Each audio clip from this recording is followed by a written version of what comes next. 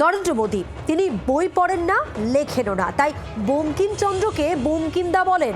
এই ভাষাতেই দমদম বইমেলায় প্রধানমন্ত্রী নরেন্দ্র মোদীকে নিশানা তৃণমূল সাংসদ সৌগত রায়ের। বন্দে মাতরমের 150 বছরের সংসদে বক্তব্য রাখার সময় প্রধানমন্ত্রী বেশ কয়েকবার বঙ্কিমচন্দ্রকে বঙ্কিমদা সম্বোধন করেন, আর এতেই তৃণমূলের বেঞ্চ থেকে প্রতিবাদ করেছিলেন সৌগত রায়। পরে এই নিয়ে সংসদের বাইরেও তৃণমূল সরব হয়েছিল। এদিন সৌগত এই প্রসঙ্গে কথা বলতে গিয়ে দাবি করেন, জেলে থাকার সময় জওহরলাল নেহরু যে বই লিখেছিলেন তা নোবেল পাওয়ার যোগ্য ছিল। আর তাঁর আফসোস, বর্তমান রাজনীতিকদের মধ্যে মমতা বন্দ্যোপাধ্যায় ছাড়া সেভাবে কেউই লেখালেখি করেন না।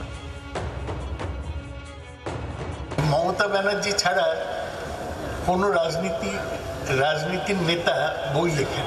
যদি জওহরলাল নেহরু জেলে বসে যে লিখেছে অটোবায়োগ্রাফি বা ডিসকভারি অফ ইন্ডিয়া, ওর সাহিত্যে নোবেল প্রাইজ পাওয়া উচিত ছিল।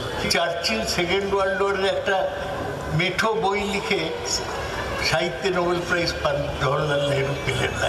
আজকে নরেন্দ্র মোদী কি বই লিখেছেন? না, নরেন্দ্র মোদী বই পড়েনও না, লেখেনও না, তাই বঙ্কিমচন্দ্রকে বঙ্কিমদা বলেছেন।